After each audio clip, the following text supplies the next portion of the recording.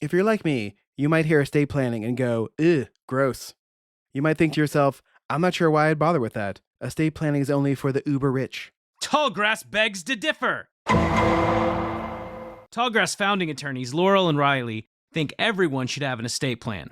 They know estate planning seems untouchable to a lot of folks, like something you have to do inside a stuffy law firm of Stuffy McLawyer Pants Esquire. But I promise you, Tallgrass is nothing like that. For one, they work out of their home so their clients can feel at home. They obsess, because they're nerds, over making clients feel like they belong and are supposed to be there. Also, their kids might make an appearance. They will take time to answer all of your questions, even the uncomfortable ones. They will work relentlessly to make sure your plan's exactly what you need to feel secure and at peace. So if you've been putting off planning for what's going to happen after you've gone, it's time for you to give Tallgrass a call at 918-770-8940 and start your plan today. Or visit their website at tallgrassestatePlanning.com and schedule a free initial consultation. For free! It's right there on the website. And of course, there's more, because this is a podcast ad. If you tell them you're a Pod for Good listener, they're going to take 25% off their service fees. Just tell them Pod for Good sent you. Stop thinking estate planning isn't for you and give Tallgrass a call today at 918-770-8940 or on their website, which I'm not going to read out to you again. It's in our show notes. Thank you, Tallgrass.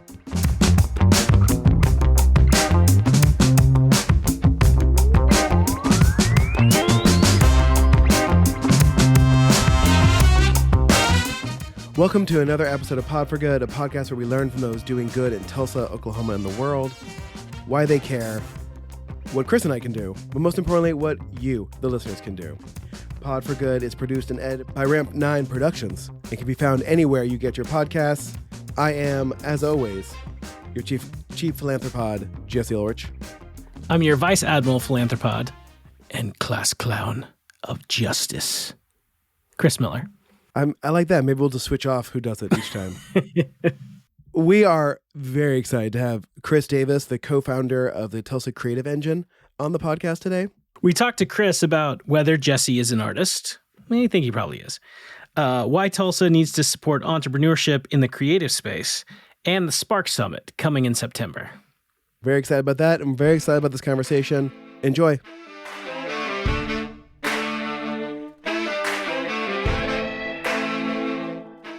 We are very excited to have Chris Davis, the co-founder and executive director of the Tulsa Creative Engine, on the podcast today. Chris, how you doing? Doing good, man. Nice to be here with you guys. Chris Miller, my co-host. We should discuss how many times when I say Chris, you want to also answer in sort of a jokey fashion. So we just keep that to, maybe 4 or 5 times per this episode. Yeah. So, Chris Davis, I'm gonna say your full name just because it's gonna otherwise it's gonna confuse everyone. People call me CD. You can call me CD. Yeah. What was Dr. View's nickname for you? Was it No Skips? That was actually Ali Shaw. Okay. The local legend. It originated from people calling me CD, and then she was like CD No Skips. And then, okay. That's kind of caught on a little bit. All right. We'll go with CD. So CD, I have questions about the Super Bowl halftime show, where for the first time truly, I felt old. Mm-hmm. I was like, this show's being catered directly to me. Like, yeah. I am now the consumer with money, and even though I don't have money, but people like me. And I don't know, I felt very uncomfortable about it. Well, it's funny that a lot of those artists, like when they were first coming out, like 20 or 30 years ago, were like extremely controversial, and now that's like the safe pick for the halftime show. Right? Like, yeah. We'll get Dr. Dre and Eminem. Like I remember when I was in middle school, like Eminem was like the most controversial person, and now that was like, well, let's go the safe route here, right? Mm-hmm. And also, yeah. I feel like it would probably be hard to sing while hanging upside down, right? Yeah. Or rapping. I mean, and why would they do that to 50 Cent? Why would he did that in the video? Like, apparently that's what people thought he was known for. So that's why they did that. I didn't remember that because I don't remember the video that much. Listen, he's a little bit older than he was when he made that video. I mean, did you see that tank top? Like, they had to spray paint that thing on. Sorry. And when the Kendrick Lamar part came up, I was like, I don't know this artist really at all. I was like, this must be for the younger people. I mean, not that much. I You mean, don't know Kendrick Lamar, Jesse? I know. I mean, I Kendrick know him. Lamar's been around for a while too. I know him, but I'm like not super familiar with his work. Like I know he is an artist, he is a rapper. I know those things, but like I couldn't like instantly pick out the song, right? Like I could with Dr. Dre and Snoop Dogg. Which honestly, I lost my bet of over unders of bleeps they would have to do. They really just took care of that ahead of time and just reworked all of their songs. I don't know if you remember, but when even fairly early on when those came out, like if they were going to be performing on SNL or something like that, they always had a doctored version of them. Yeah. I remember Ice Cube had one where his reworked version was he would say because cigarette smoke is bad for your health, and instead of I don't even remember the original lyrics, but every song had a doctored version so that they wouldn't have to bleep out any of the lyrics. Yeah, I just figured they would just just bleep them, and but honestly, it's kind of weird that it happened while there's still sun out. I feel like they should either, if they're gonna have games on the West Coast, like start them later, because like it felt weird to see a concert in the daytime, like a Super Bowl halftime show. Like there were probably lights and things, and those houses that probably looked cooler at night. That's all I'm saying. That's good feedback, Jesse. I think you should send a note in. Listen, on the list of things NBC's done wrong this past couple weeks, with their like going back and forth between the Olympics and the Super Bowl with the same guy. Mike Tirico was just like doing double duty that day. It's like, give someone else some talking time anytime. Anyway, is that no small talk? That's great. That's just wow. I'm feeling feisty today. I know, right? Although I didn't realize that Dr. Dre could play the piano, so I thought that was cool that he jumped on there and started playing piano. I've noticed a thing where most like producer types can play the piano. Like it's just like the thing they learned either before they got into music or because they got into music, where like the piano is just a good way of the basis to start from. I mean, Chris, CD, you probably know this more than I would, but that feels thing that happens a lot.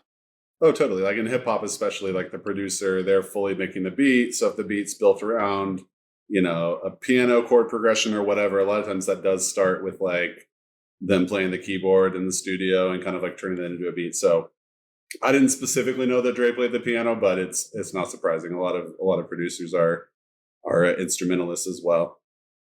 Did anyone else notice that like the white paneling on the top was made to look like a massive like soundboard? And it looked like Dre was actually doing things on it at one point. I'm like, he's obviously not doing things on it, but he felt comfortable just having like a big fake soundboard thing going on, which I thought was cool. As a soundboard person myself, I was like, yeah. Soundboards. So like Dr. Dre, you're also an artist. That's what you're saying? Yeah. No, I can't play the piano. I feel like you have to at least play the piano to be an artist, or paint. I don't know. You have to do like some sort of artistic thing well. Like I don't play an instrument. I don't draw or paint well. Jesse, I would say your podcast is your art, right? Yeah. For good. You guys created this. That's art. Let's get into this. Okay. What is artistic about this, I guess? I view podcasts as I guess there's a technical side to it and a ethereal creative there's side a creative aspect to it. Yeah, and I know that we all downplay our own creative parts. So CD, you tell me, like, what is artistic about a podcast? I need to know this for myself. Well, I would say it's inherently creative. You took something from nothing. Like there was something that didn't exist and you said this thing should exist and you had a vision for it. Obviously, I don't know like this whole story behind you guys coming up with the podcast, but you made up a name for it. You developed the concept. You listened to other podcasts and kind of got inspiration, right? And then you said, no, this is what my podcast is going to be. I'm going to put this out into the world, right? So I would say that, art or creating something is like anytime you're taking something that doesn't exist and putting it into the world, like that's a creative process. Whether you want to consider it, purely art or not is maybe up for debate, but you're certainly creative. That's interesting. It's when you learn a lot about a particular thing, it loses the artistic, at least to me, it loses some of the artistic mystery of a thing when you learn how to do something creative like this, whether it's audio editing or video editing. Once you learn how something is done, it can't wow you anymore. It becomes like a process. And I guess that's where I am now, where I don't view it artistically anymore. I view it as sort of a process that goes from A to B to C. Sure. Yeah. I mean, I think things can evolve, but I imagine musical artists would tell you the same thing. Like if a band put out a few like really great albums, they were like really in that creative flow, and then they catch fire, and now they're just like churning out songs for like, mainstream charts or whatever. Like I'm sure that a lot of artists feel like eventually it's easy to kind of like lose touch with like the why you started in the first place. But I would say just like on a purely creative form, like, you created a podcast, and that's enough for me to consider you an artist in that sense. Well, CD, thank you for joining us today. No.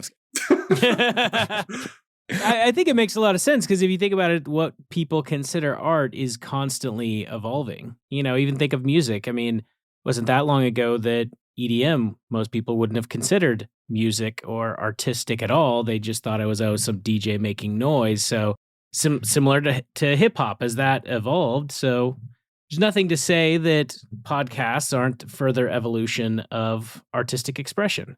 That's for sure. I mean, especially like there's like storytelling podcasts where like they're literally building a narrative, or comedy podcast. I mean, there's certainly like a lot of podcasts that like are overtly like being art, but I would go ahead and put Pod for Good in that category too. But I admittedly have a pretty broad definition of creativity and art. But yeah, you meet my standard. So I'm going to quote that first part of what you said in a thing, like Pod for Good is art, Chris Davis, not the second part. So, okay. I feel like this is a good entry point to the Tulsa Creative Engine, which by its name makes me feel like it is a place where creatives get together to then build towards more creative things. Sure. Yeah. I mean, I would say in general, Tulsa Creative Engine is really just about how do we provide all of the resources that artists in Tulsa need to be successful? What are those things, and how can we make sure that the artists in our community are getting to those resources, right? So, I think that the kind of like starting point for Tulsa Creative Engine is this idea that artists are entrepreneurs, right? Even if you're, if you're a singer or in a band or rapping or whatever it is that you do, like you're starting a business. That business might be your namesake. That business might be like creating albums, creating merchandise around your albums, going on tour. But like that is entrepreneurship, And so the way that we look at art entrepreneurship is like, okay, there's certain resources that everyone in like the entrepreneurship space, what I would say like the traditional entrepreneurship space, we know that like entrepreneurs need these things, right? They need physical space to gather. They need a network of connections. They need financial resources, and they need mentors, right? So if you're looking at just traditional entrepreneurship, anyone involved in that space agrees that like those four things, like for any entrepreneur to be successful, we have to have those things. That's why we have, 36 Degrees North. And that's why we have, accelerator programs and, networks and pitch competitions where you can earn money just to launch your business, right? So it's a well accepted idea in entrepreneurship that we need all of those things for an entrepreneur to really have a shot at being successful. What Tulsa Creative Engine is doing is applying that same model to the work of artists and musicians and saying, what does that look like in terms of like art and music? How do we provide physical space, mentorships, financial support, and network of connections to artists? And then, how can that lead to, really cultural development and economic development in our city and state? I think that's great, because I always felt when I realized I was an entrepreneur with my company, it made me realize that like, since I'm not like, none of the business entrepreneurship like catchphrases and keywords apply to my business. Like, and so I feel left out in sort of the entrepreneurship model that already existed here. Like I wasn't making a IT type product. I wasn't selling to other businesses. Like I was doing a thing. And so the resources never really applied to me in the same way. And so like, in the sense, like I fit more in the creative engine space than I do the sort of entrepreneurship innovation space, I guess. This would be the multiple Well, layers to it. I think the key word for like most entrepreneurship is like, how do you scale, right? Like how do you got something good going and like, how do you make that big? And like, obviously that's a big reason for emphasis on tech entrepreneurship, right? Because if you make a great app or technology platform and that takes off, like that scales super quickly. So something like, a podcast business is like certainly an entrepreneurial idea, but you are the host and, that means that your business is really tied to you and Chris and the work you guys are putting in to make it. So I think when it comes to like an investor looking to scale, they can't, multiply how many Jessies and Chris's there are. So, those things do get kind of like left out. So, but I would say you're a creative entrepreneur. You're building a platform, you're building a business, you're building, a network of podcasts. Like all of those things are creative entrepreneurship. And yeah, I think like that's exactly the kind of thing that we're looking at. I think emphasizing musical artists. I'm really passionate about music and the value that musicians and artists provide to our community. I've been really blessed and grateful to work on the Fire in Little Africa project over the last couple of years. And so when it comes to Creative Engine, my mind goes to like, how do we make the next Fire in Little Africa? How do we make sure that artists in our community are empowered with the tools and the resources that they need to like actually, make a living doing what they do. Right. And I think like we're in a really cool time for artists right now because, when I think we're all about the same age, but like when I was growing up, if you were creative, it was still like really hard to see like what that path might look like for you to like actually make a living. So when it came time to go to college, I was one of the people that like kind of got pushed into like a business major because, well, the 1% of the 1% of the 1% are going to actually be able to be in a band or be an actor or be, whatever creative thing. It like we saw so few people could actually reach that point that like the pragmatic thing to do was to like go study something like reasonable and then like do your creativity on the side. Well, now we live in a world where everyone is creating content. Everyone has a video camera on their phone or in their pocket all the time.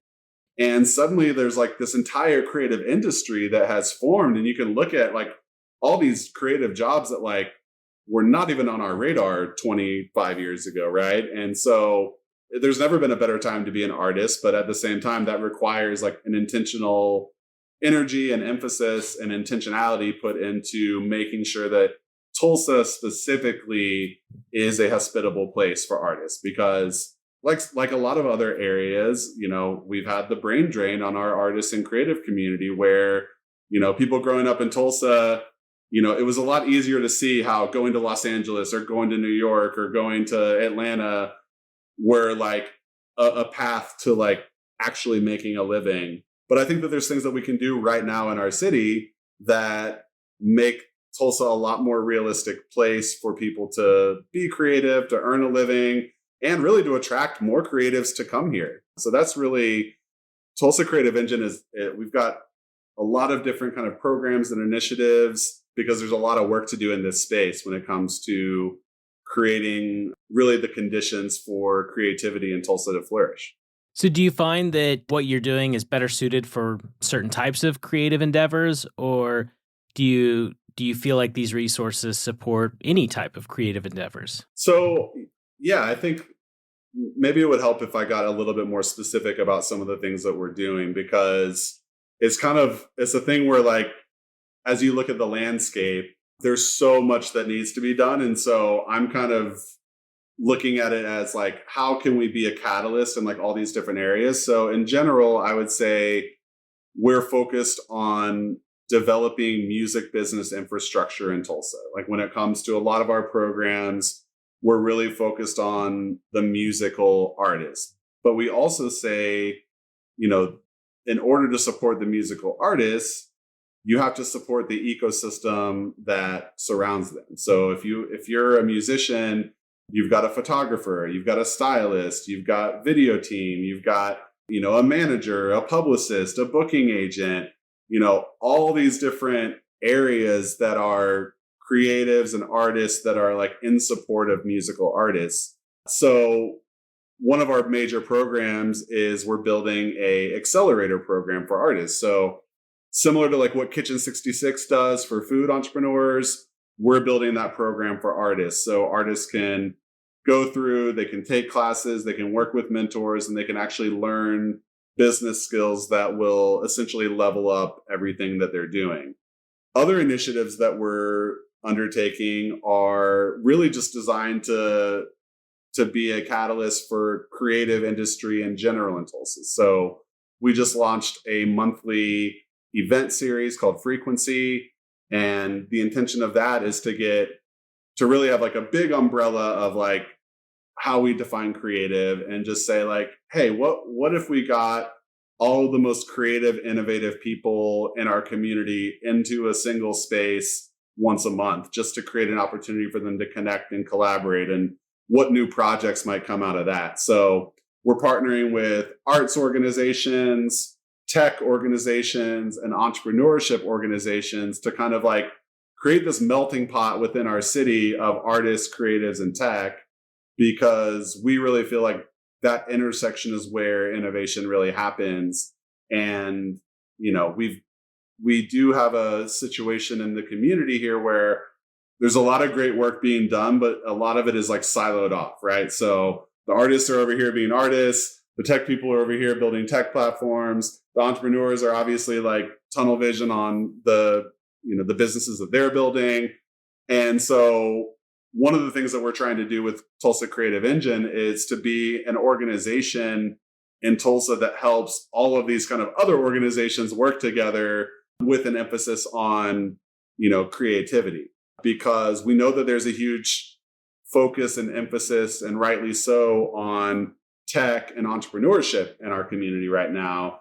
Well, we feel like the artists and the creatives are really a part of that same ecosystem. You really can't have a tech hub or an entrepreneurship hub where there's not also a culture hub happening. Mm-hmm. And so we are just really sending the message and doing things that solidify the idea that it's all one ecosystem, and that you have to equally support and put energy into all of those things to create the kind of city that is just super attractive for people to either move to, or for talented people that grew up here mm-hmm.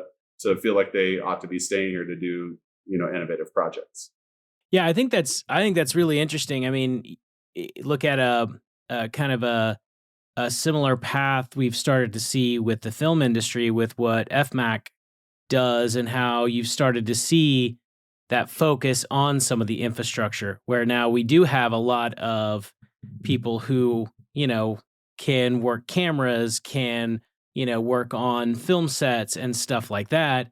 I can see similar thing here, where being in the music industry, people think about the artist, but there's so much more to it. Somebody's dream might be like we were talking about with Dr. Dre. Somebody's dream may be to be the next great producer.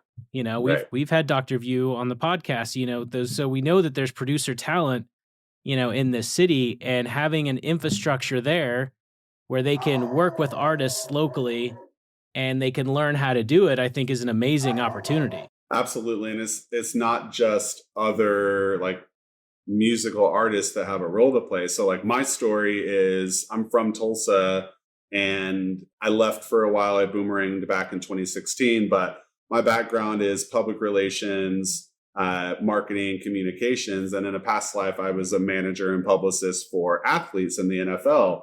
And when I moved back to Tulsa, I started a completely unrelated business, but I had been hearing, and I'd always had the desire to kind of put my talents and skills to use within the hip hop scene in Tulsa. And so literally, like in my first week here, I met Steph Simon, and then I met Dial Tone and all the guys from World Culture Music. And what I saw, like, as I was kind of like reintegrating myself into the community back in 2016, was like, first of all, just like a mind-blowing level of talent. Like I would go to these shows and just get like perpetual chills. Like the artists are amazing. And I think like Tulsa has always kind of been that, from like the Gap Band and Leon Russell days to, all the way through the present. There's like, we are an arts and culture city.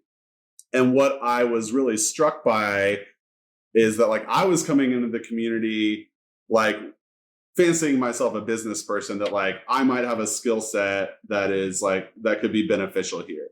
But like I was one of the only people that I knew that were in the music community here that were not an artist. So it's like when you have a music community in Tulsa just like overflowing with talent, but like 95% of the people in that community are artists themselves, you're missing a lot of the pieces to the puzzle, to where like, you know, I wish that there were 20 other people in our city that were like managing artists or booking artists or being publicists for artists, or, you know, any kind of like business support service that is geared towards artists. And so not only do we want to cultivate like producer talent and videographer talent, but like we want to create the industry around, you know, we want record labels to find Tulsa attractive. We want booking agencies to find Tulsa attractive, because artists need a team. You know, like my goal with Creative Engine and a lot of the work that I'm doing is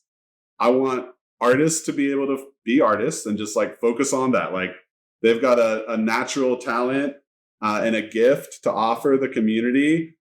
It's up to the community to figure out a way to leverage that talent and that natural gift to the betterment of all of us. And so that's really the way that I look at it, is like we need to diversify. I think like what's happening and what FMAC has done on the film side is a great example of that. And I think that we're starting to see like, you know, interest in the music scene. And certainly there's organizations that are, you know, advocating for the arts. I think that the gap that we intend to fill here is that we really are, as Tulsa Creative Engine, an artist first nonprofit. So we are advocating for and representing the needs and desires. We've done tons of focus groups with the music community, not to mention just my extensive work through Fire in Little Africa and other projects.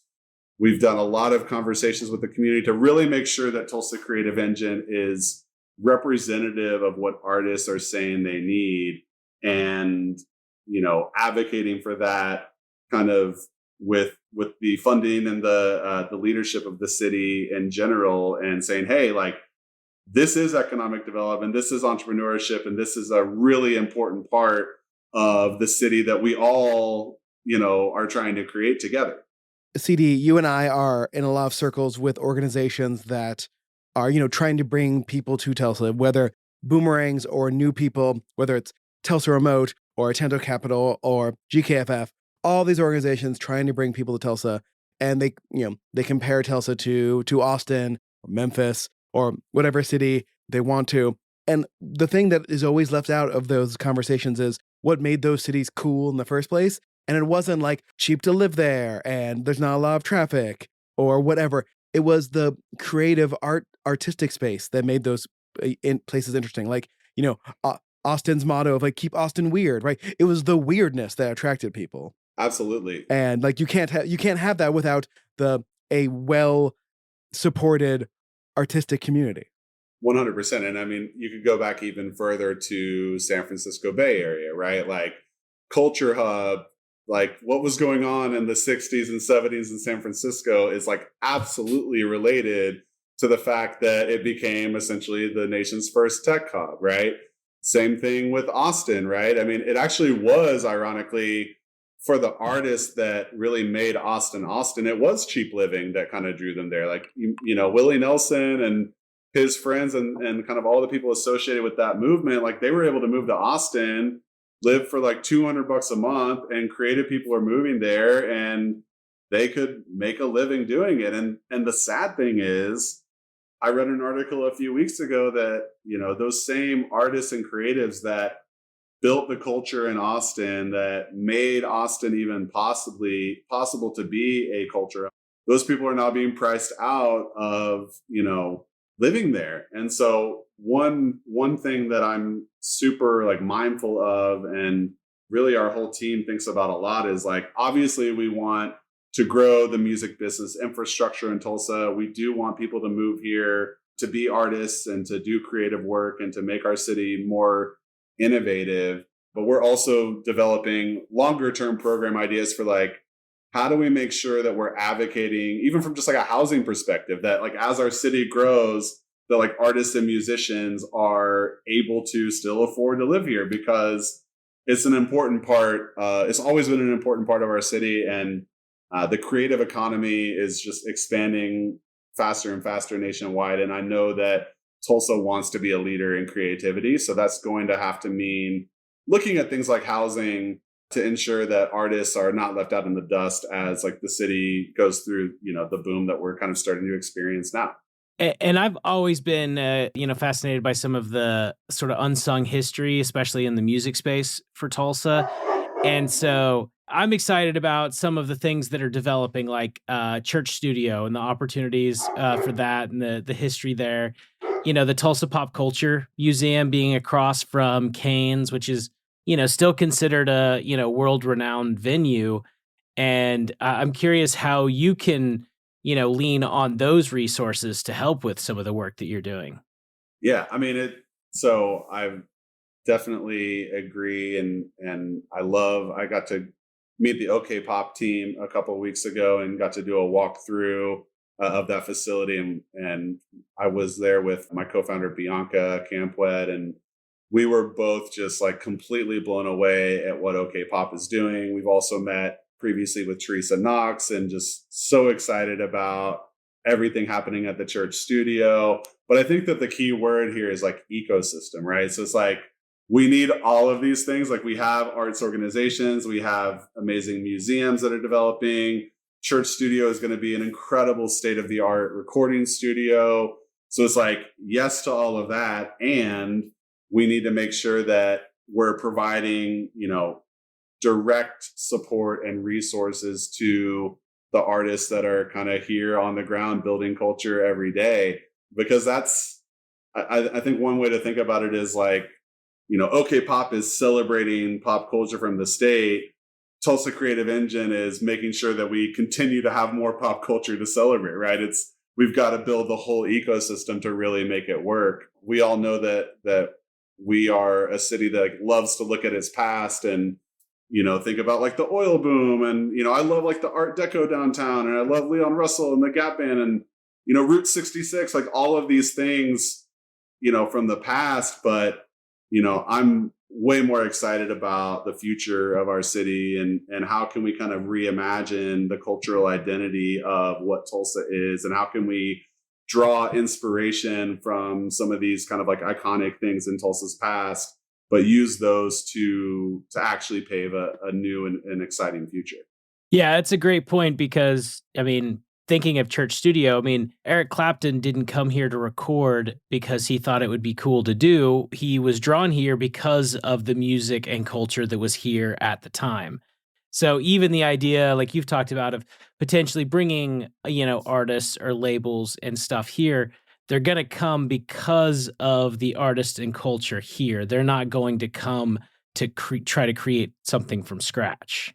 Right, exactly. And that's why we're really focused on investing in the artists that are actually already here, and the artists that are already creating, economic development and building culture here, and making this, the city that we all want to live in. And that by essentially adding fuel to that fire, you create an environment that is super attractive to other creative people and, creative industry. So, that's it exactly. So are we going to get you in trouble if we ask you to share who some of your favorite artists are in Tulsa? I don't think so. I'm happy to share. I'm definitely biased. Like I'm one of the executive producers for Fire in Little Africa. So, I've worked closely and I'm very close with Steph Simon, Dial Tone, Dr. View. I would just say, when it comes to hip hop, definitely just listen to Fire in Little Africa, and really don't just listen to Fire in Little Africa. Click on their name on Spotify and Apple Music, and see all of the music that they put out previously that essentially got them the opportunity to be on Fire in Little Africa. So there's that on the hip hop side. I think on the other genres side of things, I'm a huge Combsy fan. I think that those guys are just brilliantly talented, and just another, Chris Combs is an incredible legacy artist, like all the way back to Jacob Fred Jazz Odyssey, which was a really great Tulsa band from. We actually went to middle school with some of them, so we did.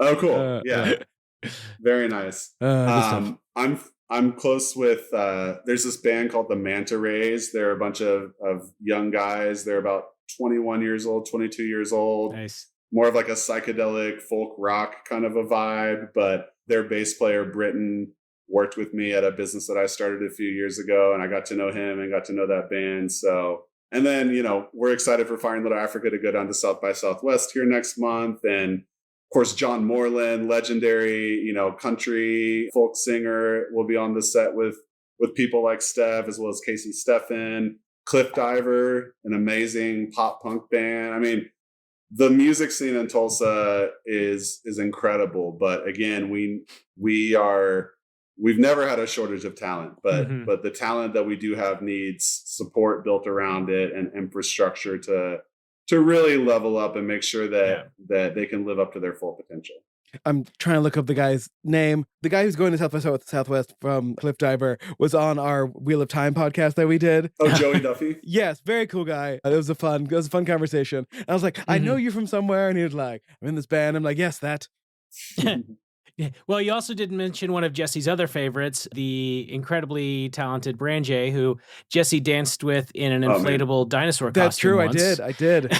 I should have mentioned them first because I just went to a Count Tutu show at the Colony this past Saturday night, which Count Tutu is definitely on the short list of like best bands in Tulsa. And that's got not only Branjay, but also Nathan Wright, who's in a lot of different projects, just a really brilliant musician. And then they've got like, they're kind of like a JFJO. They've got like 10 people on the stage doing all different sorts of things. But, I love, in the Colony is just always, and I mean, that's a legendary space as well. So I was but that is kind of the point, right? That you can name as many artists as you did and then still forget, some legendary performances. I mean, I know we talked a lot about the talent and you've talked about how, we do need more to be able to help the talent, but there really is a lot of amazing. And it feels like, almost any time I go out to see some kind of live music or I go to some venue and I don't know what's going to be there, and I'll just stumble across a band and I'm suddenly like briefly become obsessed with. I think I told Jesse about, I saw Nightingale perform live and they just blew me away.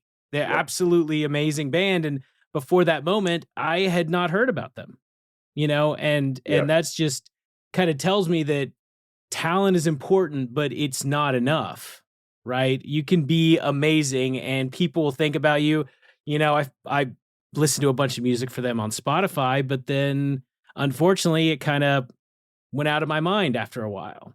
Yeah, because there is so much, quote unquote content out there, right? We're just being inundated, not just at the local level, but nationally. I mean, with TV shows, movies, music, the life cycle of a new album. Like it used to be that you would, or for me, I'll speak for myself, like I would get an album that I was really looking forward to, like in college. And that would be like in my car for the next couple months. Like that was like the soundtrack to my life for the next at least month, but like 2 or 3 months a lot of the time. And now there's just I think I heard this, I don't even want to say the number, but there's like tens of thousands and thousands, maybe even millions of songs that are being released on Spotify every single day. So like it's intimidating. It's exciting for an artist. Like it's never been more accessible to just like make a song in your bedroom or in your garage and like upload it the next day. And like now people all around the world can stream it. So like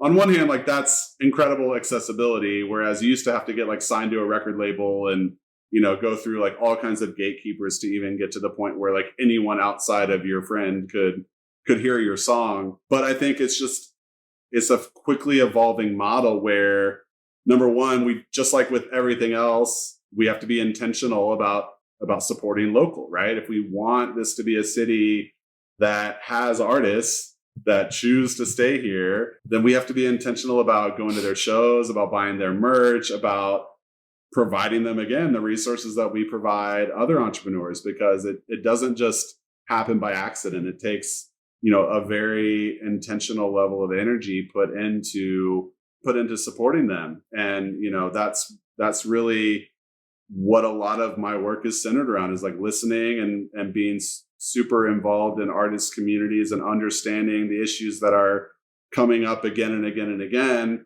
and then creating this organization to actually move towards a world in which they have the resources that they need. I mean, yeah, a world used to exist, and this happened in our adult lifetimes, where artists, like musical artists, used to actually make the majority of their money from selling CDs or tapes or records, even. Right now, it is really all touring money, which is very difficult to do in the age of COVID. And so I feel like artists there's an extra struggle going on where the thing that they used to depend on, they can't do anymore. And the thing that they used to make money off doesn't exist because no one buys physical CDs anymore, other than me, like on occasion. I mean, unless you're into vinyl, which is now having a renaissance, right? There's making things more accessible is great, except that it removes a monetary barrier that used to assist artists.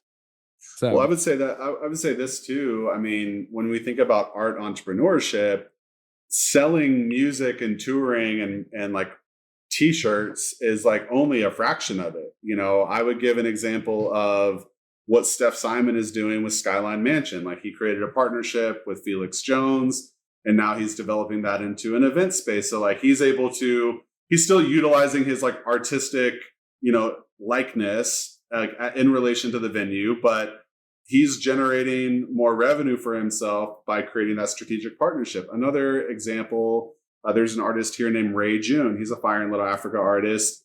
He's doing, you know, releasing music and doing merch just like everybody else, but he's also a huge coffee fan. And so he made a partnership with, he's actually just moved from Oklahoma City. So he made a partnership with a coffee company in Oklahoma City, and now he has his own coffee brand. So it's like, now if I want to support Ray June, like, yes, I can like buy the music, go to the show, but like, hey, I drink coffee every day. Like, I could just buy Ray June's coffee, and like, I'm supporting his artistry. So I think like those are the kinds of things that a lot of artists are doing, and that we're really helping artists think about, like, who are you? What are you interested in? And like, what are those possible like other kind of like businesses that could spring out from your, you know, your role as a musician?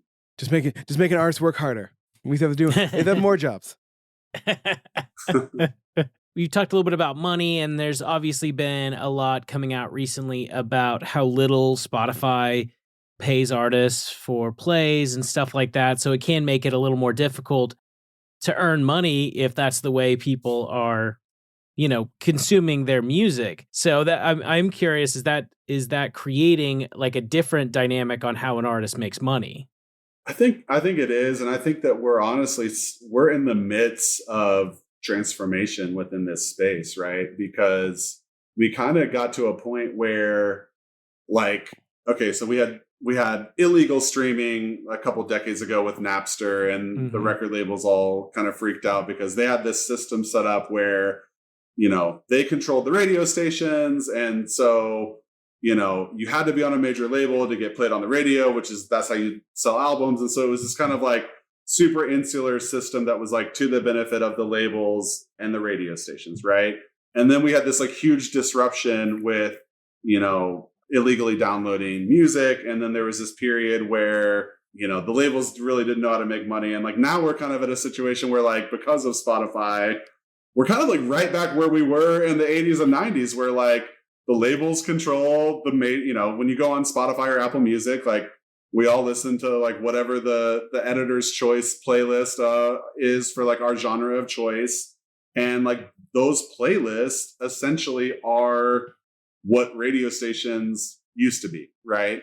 And so we do have a situation now where, like, yeah, the labels are doing great, the streamers are doing great, and in a sense the artists are like getting their music out there. But again, if like that's the model, it's definitely a model that leaves artists completely out of the equation. And I do think that we will probably see, I think we'll look back at 2022 as like when we started to hear the rumblings of like a disruption in like the Spotify and Apple Music business model, because I don't think that there's already talks of like boycotting Spotify. And, I think that 5 years from now, 10 years from now, however long down the road, we're going to see another disruption in mainstream music that is more artist friendly, whether that's, something like a Bandcamp where artists can sell their music. Obviously, like NFTs are a huge hot button right now that artists are starting to figure out how they can utilize. So I think that we're at the beginning stages of another disruption to the music industry. And it's going to be, I don't have an official prediction of like what exactly that's going to look like, but you can see the rumblings and the kind of seeds being planted for another big disruption. I mean, I feel like that disruption has been long in coming. Like we all knew it was coming at some point. Mm-hmm. And it needs to, because like we as consumers are always going to take the easiest route to listen to something or watch something. So like, for example, like the piracy of TV shows and movies went down at sort of the beginning of the streaming era when there was like Netflix and Hulu and that was it. And then as soon as all the other ones appeared, piracy went back up because then it became complicated to find the thing you wanted again. And so the group of people who knew how went back to pirating things. So it eventually the market has to readjust to what people actually want to do. And eventually consumers are actually going to want to support the artists they listen to, not the platform they listen to it on. So I say. But, that's just me. As a huge Napster supporter back in the day. So, because like Chris and I both got both Napster and like fast Ethernet came to us at the exact same time our freshman year in college. And so it was just Napstering songs like up and down like the same floors. Like it was instantaneous and amazing. Oh yeah.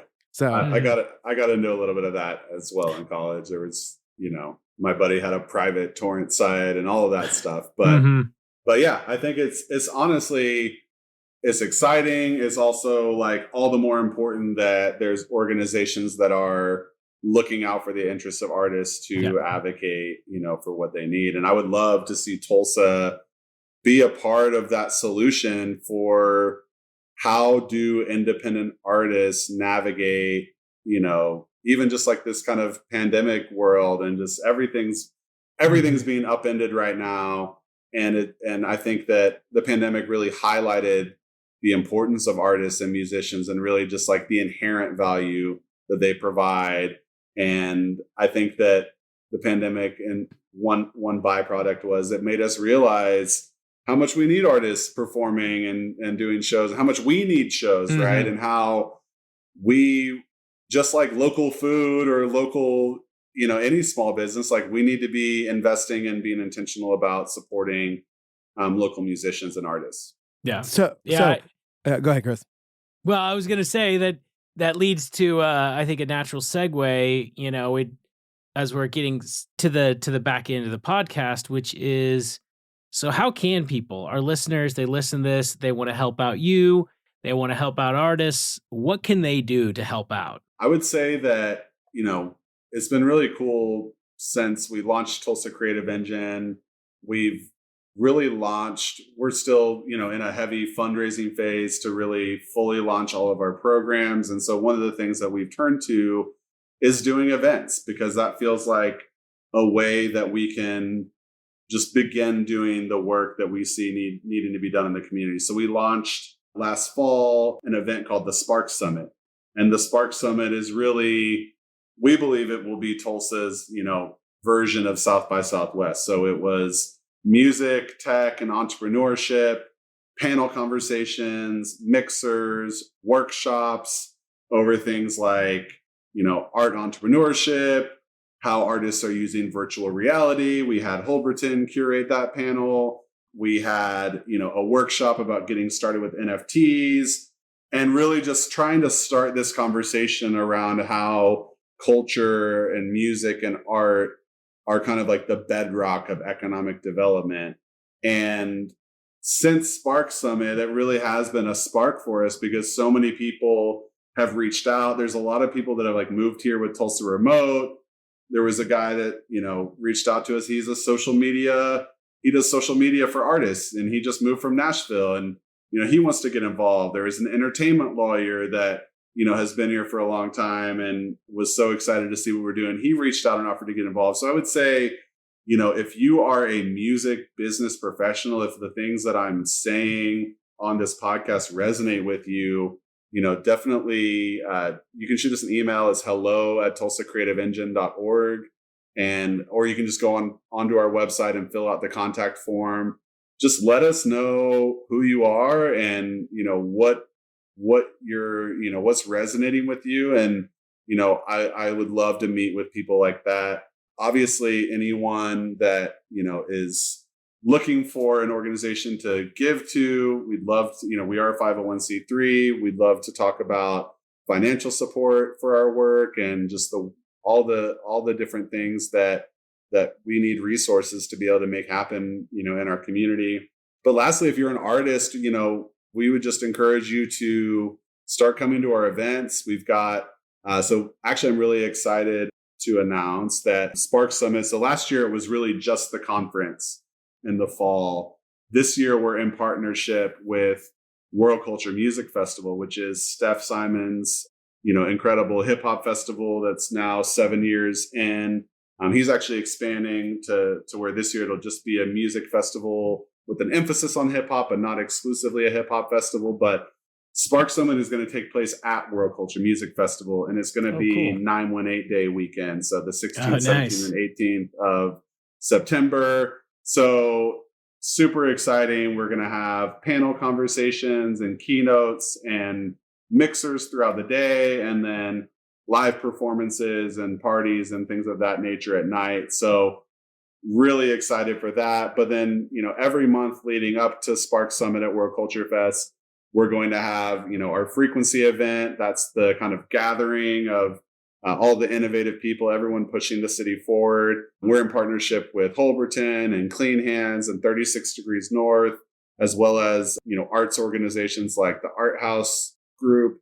So that'll be the last Friday of every month at the Clean Hands space, which is just on the outskirts of downtown. If you look at our Instagram, you'll see the flyer with the address and everything. So I would encourage anybody that is creative, that includes you two, feel free to join us at Frequency. We really just want to kind of break down the silos and the barriers where everyone's kind of like hold off doing their own thing, and at least have one event per month that, really the community at large can kind of gather and just connect and find new people to collaborate with. And we're also going to be hosting artist workshops and roundtables throughout the year. So the entertainment lawyer that is on our board, an amazing guy named Tommy McDonald, he's going to be leading a legal workshop for artists. So he's, with all of his experience as an entertainment lawyer, he's kind of got like, here's these things that every artist needs to know. So he's going to kind of run through that and then like have artists have the ability to ask questions. We're also partnering with Ascension St. John on some health-centered programming. So they're going to be supporting some like mental health programming for the Spark Summit.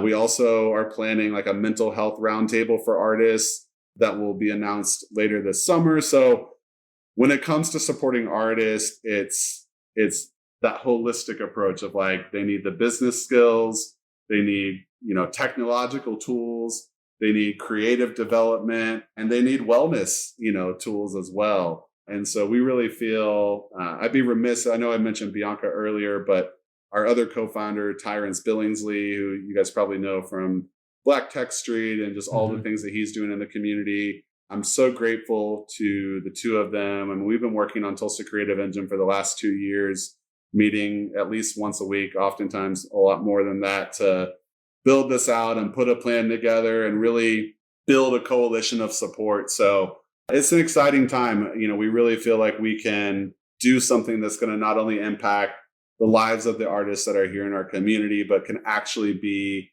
we really feel like we're kind of pointing out the path forward as far as, what could the Tulsa's industry be? It's like, it's right in front of us. It's our artists and creatives that have always been here. So I'm just excited and grateful to be working with a great team of people to bring this to life. Thank you so much for joining us on Pod for Good. I'm immensely looking forward to that Spark Summit / music festival. That's going to be amazing in the fall, hopefully when we are allowed to maybe be in groups larger than 10 people. or whatever the rules are these days. So I already promised Jesse a live podcast. I didn't know. I didn't know if we should mention that now or not, but there might be a live Pod it's for on Good. the record now. There you go. Yes, a live Pod for Good at the Spark Summit. It's but gonna Jesse, be amazing. Before that happens, you have to admit that you're an artist. Otherwise, you can't do it. You have to admit I'm an artist if that gets me a live show. So, okay, yeah, listen, I can admit that we all get a little weird about the things we do and how it's hard for us to judge them as highly as other people doing other things. So I can admit that other people can call me an artist. So how benevolent of you. Yeah, thank you. People are allowed to call me whatever they want. Jesse, if I may, can I recommend a book to you? Yes. So there's this book called The Artist's Way. It's by Julia Cameron, and I believe it's like a huge bestseller. A lot of artists and creative people read it, but I encourage you to read it because one of the things that she talks about in the book is just how everyone is born an artist, but we kind of like we're born into a culture that tries to make you not an artist. And there's all kinds of people that have a sort of complex around that word and just the kind of connotation, or maybe it was, for some people it's like a parent that talked down about artists, or other people just picked it up from being bullied at school, or whatever the case may be. But I really believe what she says, which is that everybody is an artist, and you do have to go on that kind of like process and that journey of rediscovering your artistry. So I will say this: Spark Summit at World Culture Fest is going to be September 918 Day weekend. So maybe by September you will have read The Artist's Way and you will be fully embracing your creative gifts. Listen, and owning the title of artist for Jesse. Jesse Ulrich, artist. Listen, there it is. Here's the thing: I want to be an artist. It's a very internal thing. I'm going to read this book. There you go. The Artist's Way: A Spiritual Path to Higher Creativity. I'm very excited to read this book. There you go. Yeah, no. Like my parents would love if I was an artist. Like, okay. I mean, it's all in here. I'm pointing to my brain. CD, thank you so much. This was great. Yeah, thank you. And it's great. We look forward to more great art and creativity in the city of Tulsa. So thank you. As do I. Appreciate you guys. Thanks so much. Thank you all for listening to our episode with Chris Davis. He's great. Check out all the different things. The Tulsa Creative Engine has their website. Spark Summit has their own website. Fire in Little Africa is amazing. If you haven't listened to it yet, do that too. As I mentioned in a previous episode, please check out podforgood.com, sign up for our future newsletter, and subscribe wherever you get podcasts. Tulsa, please continue to get it done. Try to drive like a normal person, and stay safe out there.